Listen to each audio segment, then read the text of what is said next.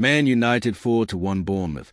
No Matheus Cunha or Bryan Mbeumo, but Ruben Amorim's side dominate in Chicago.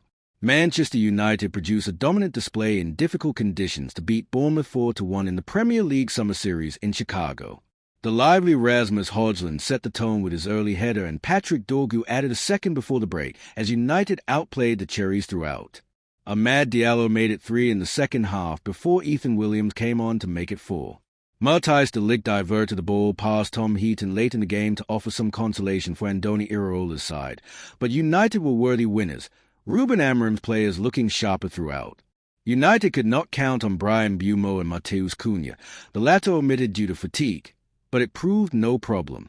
The victory builds on the 2-1 win over West Ham in their opening fixture.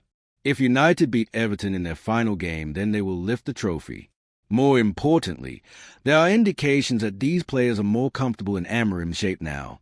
Analysis: Amorim's style taking shape. Amorim had insisted all along that perhaps the changes that he wanted to make at Old Trafford would be easier to implement during the summer, and there were encouraging signs in Chicago that the worst of his time at United could now be behind him.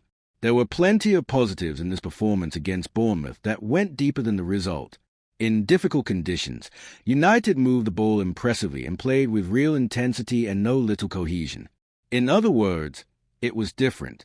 There were interchanges between Bruno Fernandes and Mount, the latter adding weight to the theory that Amorim's system will suit him in the long term. Dorgu, having shown himself to be a useful outlet last season, suggested he can build on that promise.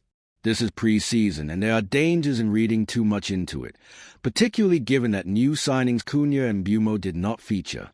But perhaps that is also a good sign. The same players looked a lot better. Light at the end of a long tunnel for Amorim.